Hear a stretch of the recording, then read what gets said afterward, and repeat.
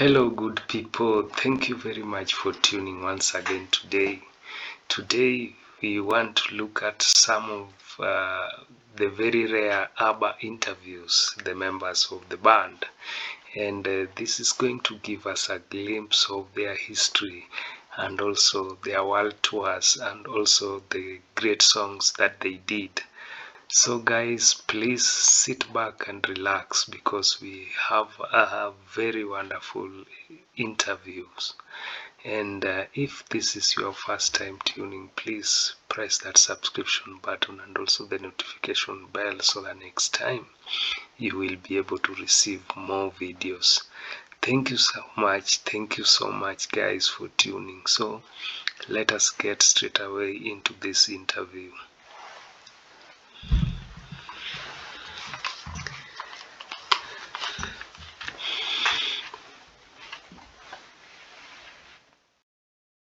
Just do it with your finger. That's it. Yeah. I just played Dancing Queen. Yeah, you did. And then what happens? Sometimes you get lucky. Is it for me? Is it for us? How can that be? You're humbled by it and grateful, but no one understands it really. It's too much. It's an amazing feeling, really, to feel so loved. We're lucky. Yeah. We've been a lucky bunch. 1977. It was the end of summer and the start of something special. Nothing could have prepared Frida, Benny, Bjorn and Agneta for this. And there was Abba everywhere. I don't know how that happened. It was very exciting, yeah. And everyone loved them. Really, really loved them, yeah. People everywhere knew the songs. They were singing with us. Fantastic. And also very spread in ages. There were older people, there were small kids. What are you here for anyway? The Abba concert. The Abba concert. Oh yeah, for sure. Who's Abba? Who's Abba? Oh, you got to be joking. Who do you think? The famous Swedish four pop stars. Have you seen them before? No, only on the television. From here, Abba Mania was unleashed on the world. And now it looks like they're coming back. I'm still free. Take a chance on me. In 2019, there will be a show, a live show. So there will be a reunion. There will be, Fantastic. yeah. This is the sea. Yeah. More from Benny on the unexpected return of Abba later.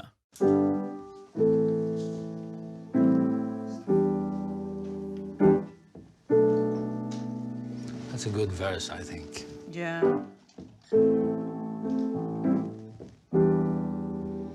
40 years on from the Australian tour that meant so much, the members of Abba still can't explain why it all worked so well. Millions of people happen to have the same taste as Benny and me and the girls. That's how I see it. Really? Yeah, that's the only way I can see it. But we never knew exactly why we did that or that, other than that intuition said that this is wonderful. Let's keep this. I've come to Sweden and caught a ride on Benny's old motor cruiser to a place that's very special to the group. This is where much of the music of Abba was created. In a hut on a tiny island called Vigsa in Stockholm's archipelago.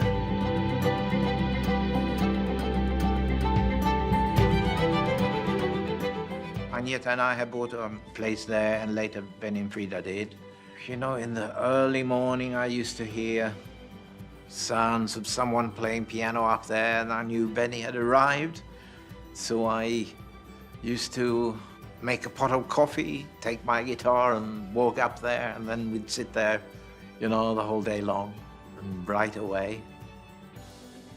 The verse didn't come at the same time as the bridge, or the chorus might have come before. everything else. They came in bits and pieces. And then they would click together and you would have a song. What were your greatest hopes for Abba when you set out? Well, that someone would listen to what we'd done and say, yeah, I like this. Before Abba, Agneta was already well known in Sweden. She had a string of hits starting out as a teenager. Tell me about the first time you heard your song on the radio. Wow, that was very, very fantastic because all my childhood, I mean, I was dreaming about this, to be a singer and to be famous. And I was sitting in front of the mirror and, you know, did this lip sync and to my favorite singers.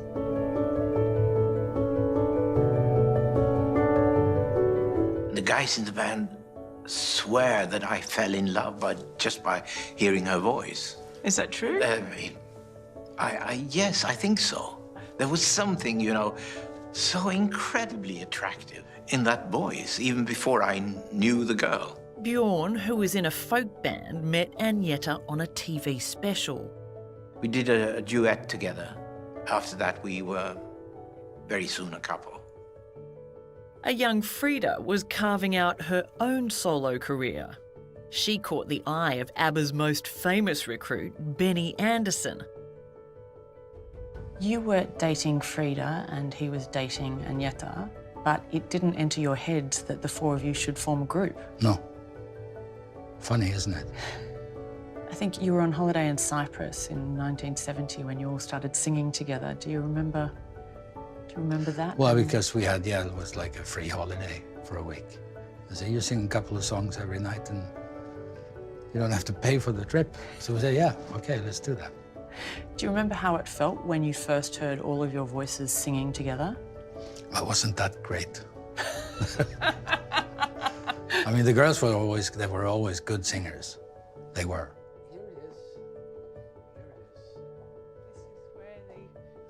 In the archives of a photographic agency in Gothenburg, rare negatives of Bjorn, Agneta, Benny and Frida performing as a professional group for the first time. These are amazing.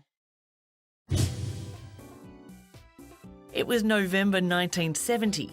Back then, ABBA was called Festfolk, meaning party people. Do you remember this? Oh my God, yes, I do. I had hoped that this was completely forgotten. I'm so sorry. Where did you get it? Don't tell anyone. This is the low ebb of the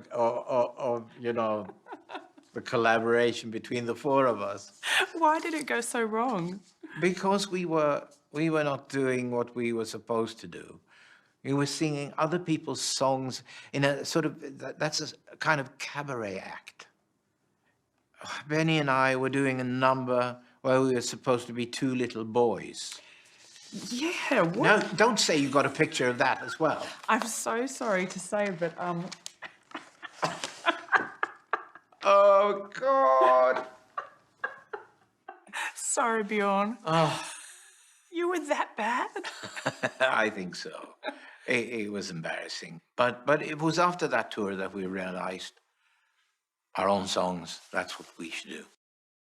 They changed their name to ABBA, and their first big hit in Europe was Ring Ring. Do you remember the first time that you realised your voice and Frida's voice sounded pretty good together? Yeah, we could feel that from the beginning, I think, when we did Ring Ring, and we had fantastic reaction. With Ring Ring, you recorded and re-recorded the instruments and the voices to create a much fuller sound. We did the backing track and then we did it again at a slightly higher speed to create a bigger sound. What also made ABBA appealing was the dynamics of the two couples performing together. Agneta and Bjorn were married in 1971. They had their first child, Linda, in 1973. And a year later, the Eurovision Song Contest put ABBA on the world stage. They didn't think they'd have a chance. They thought they'd place well behind Olivia Newton-John, whose British heritage allowed her to sing for the UK. You know, Olivia Newton-John. Our Olivia Newton-John. Famous. And I thought, number six is going to be good. Oh, that's where you thought you'd go. Yeah. Describe for me what you were feeling when you ran out and started singing. Scary. It was very, very scary. I didn't expect us to win. When we won, it was a fantastic moment, really.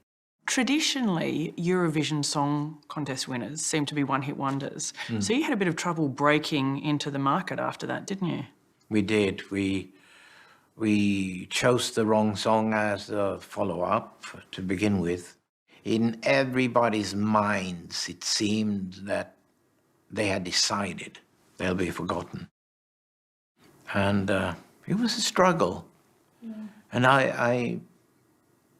we have our Australian friends to thank for the fact that we came back. And we finally come to the one that's the current seller in Australia at the moment and all across the world, which is Dancing Queen. Can you just tell us a little about how you actually wrote Dancing Queen and what it is about? Well, it's about it's a girl, ordinary girl, and she only lives actually when she's in the disco dancing.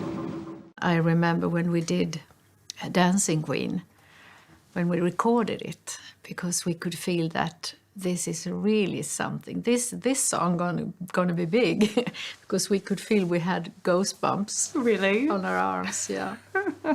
So it was special. Dancing Queen, that was massive, yeah. A few of my friends singing it and loving it, and they were queens as well. So they love Dancing Queen. Quite like myself. The musical brilliance of Benny and the lyrical mastery of Bjorn was given voice by Agneta and Frida, whose competitive nature only made the music that much better. People like to suggest that you hated each other, but it was a healthy rivalry, wasn't it? It was healthy on the stage because we really did our best. Yeah. To get the audience with us, both Frida and I. Yeah. It was kind of like you were competing for the audience. Yeah, you can say that. Yeah. So that meant you pushed each other to give an even better performance. That's right. Yeah. And the same in the studio.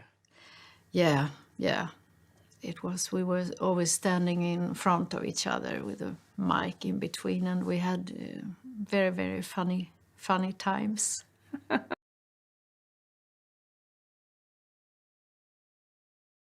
Wow. From this interview, you can see that success is not always a smooth ride. You have to go through a lot of ups and downs to achieve success.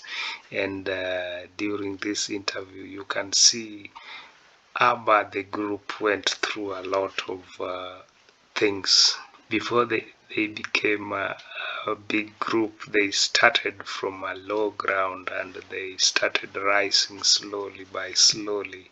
I like how they explain this vividly. That gives a good picture in your mind from where they started to where they ended.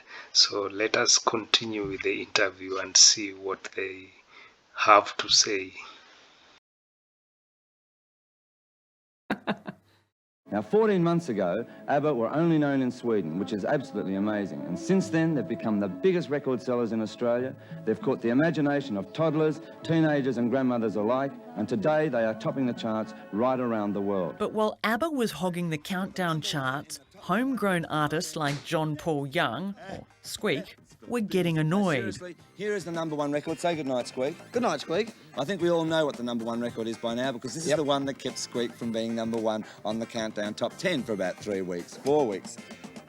Well, that doesn't really matter, though, because #2 is better than #3. What do you think of Abba? I hate the music! But not really. You actually really like it, don't I you? do. I do. I do.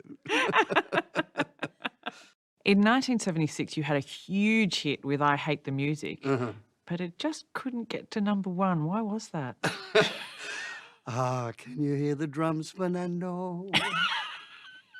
Yeah, they had Fernando, which, you know, to be honest, I didn't think was one of their best. It was a great song, you know, and you'll find me singing it at any given moment. But it just sat there and sat there and sat there, and it wouldn't go away. And I Hate the Music was number 2 behind it all the way, and you know, it's amusing. But there was more bad news for John Paul Young. The Swedish Invaders were on their way to Australia for a spectacular tour, and Molly had the scoop. Okay, well now the million-dollar question for Australian listeners and viewers and record buyers. What colour is an orange? What colour is an orange? No. Queensland. Yeah, that's for Queensland, all right. For New South Wales, Victoria and the rest, and Queensland, are you going to come to Australia? And are you going to tour, and can we see you live in concert? Yes. Well, I suggest you start booking, I don't know, I won't even say how to get your tickets because I think there could be massacre on the streets.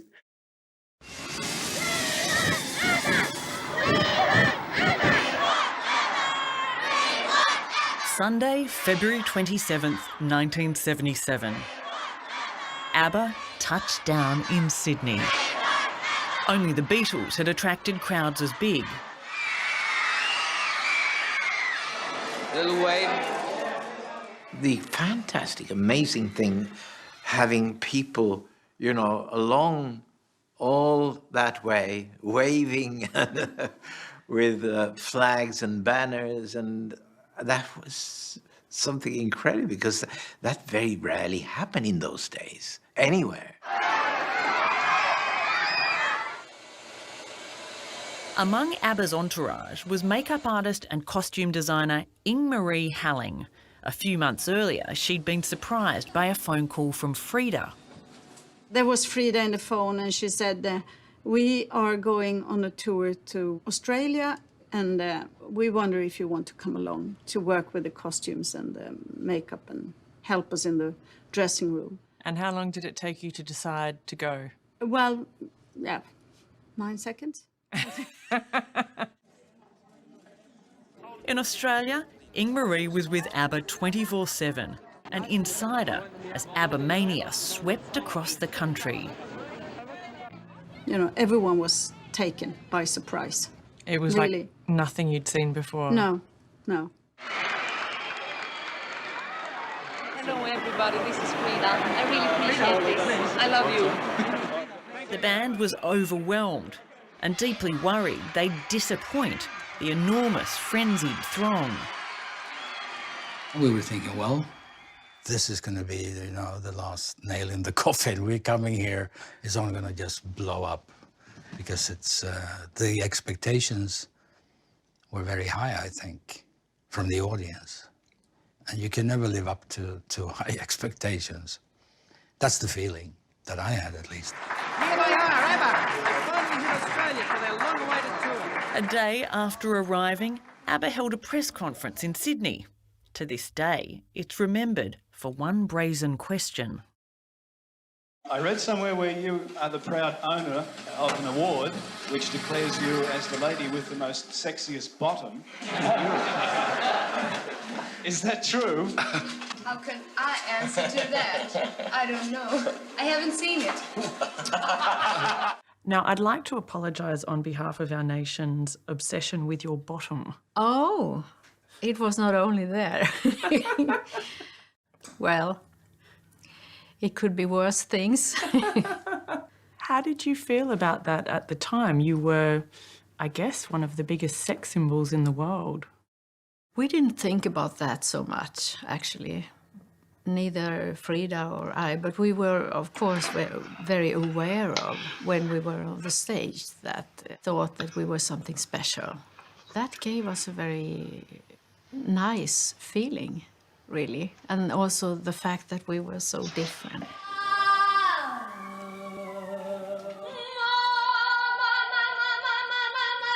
Do you take drugs or alcohol or anything like that? No drugs. No drugs. You clean? No, not clean, but we don't take any drugs.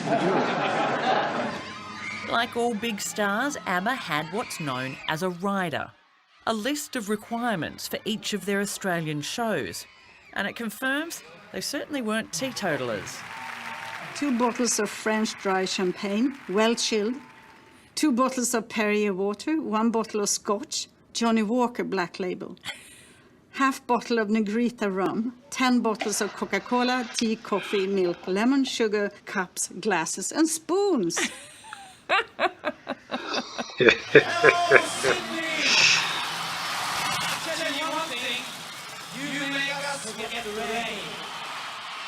Tell me about the Sydney concert, if you remember it. It was pouring rain, and you and the other members of the band risked your lives for us.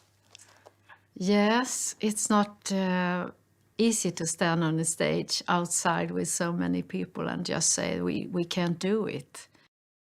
People were just shouting and screaming and having a good time, even though it was pouring down. Everyone had umbrellas, 30, 40,000 umbrellas at the same time going up. That was fantastic.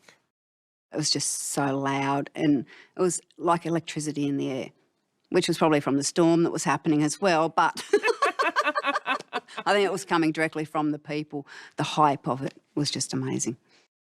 Roxanne Dixon was 8 years old when she, her mother and sisters made it to the front row of Abba's stormy Sydney concert. People were shocked just how loud Abba were, a real rock concert. And it was just, as soon as that music started, you know, the heart just went. My mum says she started, as soon as she heard the music, she started grinning, and that grin did not leave her face the whole time. So, I think everyone was just in shock. Australia's obsession with Abba continued in Melbourne. Fans brought the city centre to a standstill for a town hall welcome. They were different to anything else that was around at the time. They were so beautiful. The music is just so fantastic. The songs are so catchy. And they were so brilliantly done that they seem like really simple pop songs, but they weren't. So I think that's partly why the music grabbed everyone so much. Even though it seemed like really light-hearted pop music, there was something, you know, a lot more serious underneath.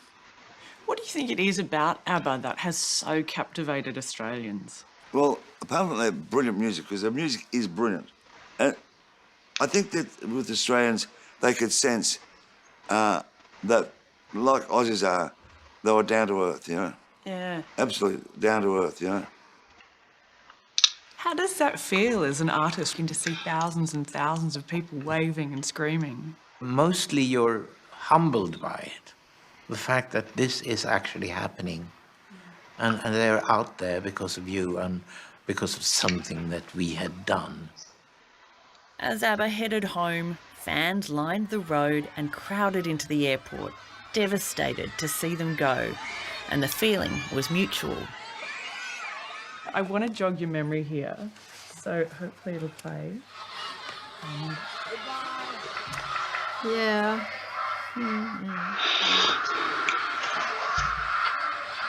Yeah. That's when we are going to leave Australia that time. So I remember we felt very, very sad. And we wanted so much to grab their hands and so, but we had to leave this wonderful country. So that was sad. Goodbye. You wanted to kind of give more to the fans. We had such a good time as well. Yeah. So we didn't want to go back. Over a 10-year career, Abba became one of the most successful bands in the world. Catchy choruses and upbeat music delivered hit after hit. More than 380 million records sold. But the songs were only part of the package. Tell me about those clothes. They were very, very special. Yeah. And when you're looking back, it maybe can look very strange. It was not very comfortable sometimes with the high heels, but... When Abba was on stage, they owned it. But in truth, they all much preferred to write and record music at home in Sweden.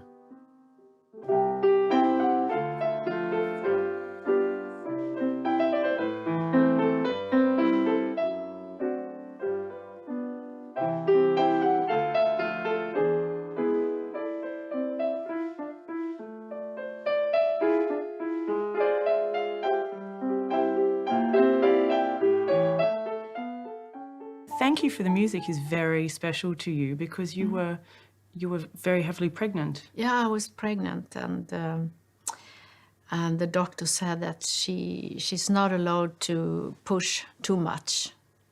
I mean, you have really to work when you record and going up on high tones.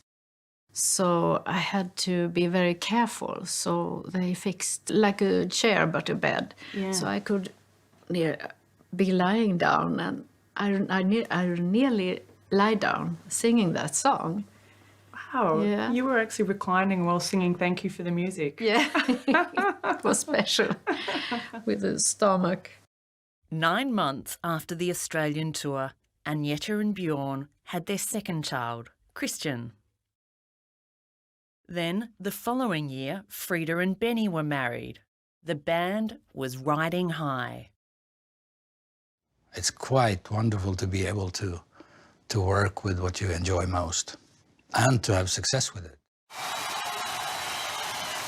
Abba never returned to Australia. They toured the world again in 1979, but the closest they came was Japan. Like the Japanese people are very open and very free, and make us feel good. Thank you. But the pop star life was taking its toll on everyone. What is it like to experience that extraordinary level of fame where everybody in the world, it seems, loves you? How can you explain that? It's so difficult. You get used to it, I think. But I think you never think about, or people don't think about that there are backsides as well. And for example, to being recognized everywhere. Do you think that once Agneta had children, that changed everything, didn't it? Because more than all the fame, it was motherhood that she wanted. Both of us, I wanted fatherhood, she wanted motherhood. And we could combine it, which we did, in a good way, I think, by not touring so much. You know, so we traveled less, I think, than any other group at that time. I think that it's a bit of a social life on tour. You just eat, sleep, and go on stage and nothing more, and it kills creativity in a way that I don't like. One day when I woke up in a Europe tour, I start to think, where am I? In which city? And it's terrible, you know. The papers recently have been full of stories that you're going to split eventually. You're not. No. Benny Bjorn has written so many good songs. Thank you. Yes, but you should know about that by now. Well, you never said that. Okay, so it's the first time. But soon enough, the pressures did tear the two couples apart. Both marriages ended in divorce. But the band stayed together for the music and in a difficult time created some of their most memorable songs. Of all of those songs, which is your favourite? Okay.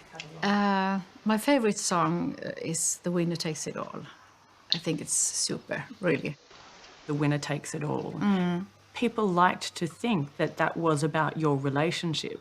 It was right after our divorce, and it was a bit sensitive for all of us. It must have been difficult to sing at the time. Yeah, it was a bit moving, so to say. It was inspired by the pain of your breakup, wasn't it? Deep down, of course. Was it difficult to watch Agneta sing that song at that time in your life? That was kind of cleansing. It was the other way around. I had written the words, she sang them, and it was somehow the right thing to do, and to then release it and, you know, let the world know.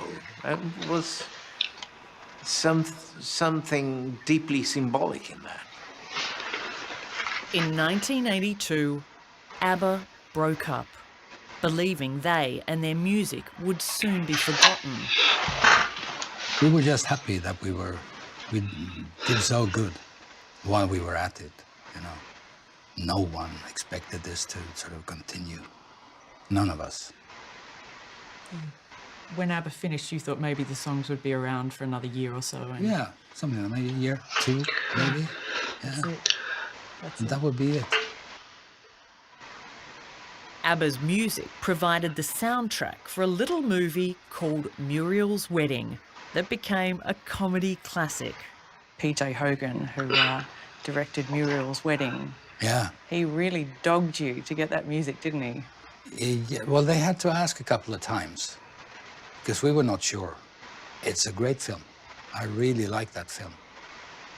Which is also another thing that helped keeping us, ABBA, alive. It was enough to get even the most tone-deaf singing along. So when you hear me, darling, can't you hear me? Answer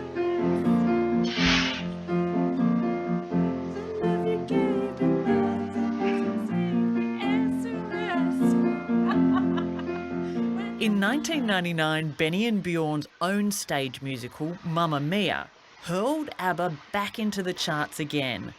It became one of the highest-grossing musicals, soundtracks and movies of all time. And now there's a sequel underway. And it's a new generation that, again, that knows about us. And thank God, I'm so grateful for this. But for all their ongoing success, it's rare to see all four together, like they were at this opening of the Mamma Mia restaurant in Sweden last year. And last June, the unthinkable. For the first time since the end of ABBA, Frida and Agneta joined in song to surprise Benny and Bjorn. That was very, very nice of them to do that, yeah. Did you ever think that would happen? No, it surprised me that they wanted to do that, but it was really heartwarming. And now the news ABBA fans never thought they'd hear. Sounds like ABBA's getting back together and working on a tour. I think in the beginning of 2019, there will be a show, a live show, with band, with a real band and dancers and the set design and lights and sound and all of it. Everything is live, apart from us, who are there as either holograms or in an avatar format. You can get an idea of what it may look like from the holograms at the ABBA Museum in Stockholm. We will use the recordings from our live performances or from the records, as well as with the band playing. You know, so the band would play, we could have the vocals from the records and the live performances. The band would play and we'd put it together. It takes a little work, but it's gonna be fine. I think it's gonna be great. Will all four members have some contribution into how that project Yes. happens? We already did, Ah, you've all come together and yeah, worked it out. yeah. And we will continue to do so. There's a lot of work, you know, from just deciding what songs are we gonna play, Wow. which order will it be? Wow. ABBA are going to tour again, but it's with a difference, with a magical difference. So I'll use the old saying, do yourself a favour and check it out. It's the first time the four members have collaborated since the band broke up, and their millions of fans are beyond excited. The digital ABBA, we cannot believe it. It's the most exciting thing ever. Apart from the fact all four of them are working together on it, it's going to be like being at an ABBA concert, which is what everyone wants. It's going to be spectacular. Very excited. And we've got another surprise for Roxanne. Roxanne, how you going? Wouldn't it be good to talk to one of the members of the band? It would be amazing to talk to one of the members of the band. And I'm so jealous that you are. Well, Roxanne, say hello to Benny. Oh my God! Hello? Hello, Benny. Hello. So where are you? I'm in Australia, in Queensland, at home. Well, I haven't been there for a while. I don't know, what has it been, 40 years or something? I don't know, when was it, 77? Yeah. Yes, 1977. Yes. Boy, yeah, I'm getting old. Nice talking to you too, Roxanne. Okay. See you later. Okay, bye for now. Bye for now, Benny.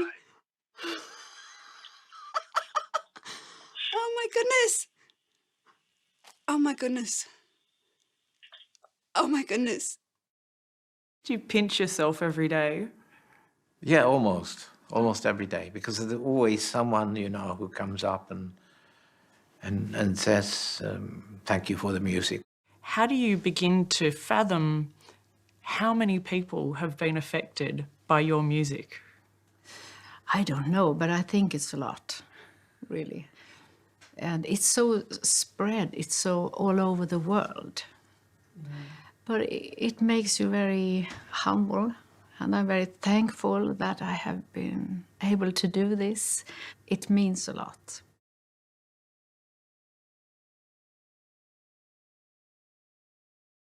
I'm so much happy about the collections of these interviews, and I've learned a lot from the words of wisdom from both Benny and Bjorn, Agneta, and also Frida, that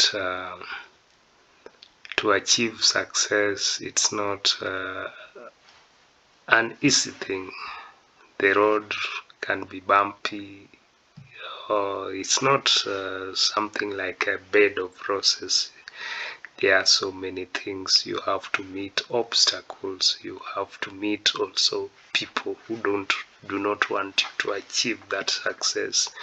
But one thing that I've seen is that discipline, hard work, training, and also focus is very important in a person's achievement. If you look at the chronology of events from the time they started in Sweden to the time they went to Australia, to the time the Abba mania cropped in, to the time that now they had the globe as their platform or as their arena. Fascinating. This is great. This is great. So what I learned from this is that whatever little thing that you have in your hands to do it perfectly. Do it perfectly, because it may be the big thing that is going to be liked by everybody in the world. Thank you very much for this great interview.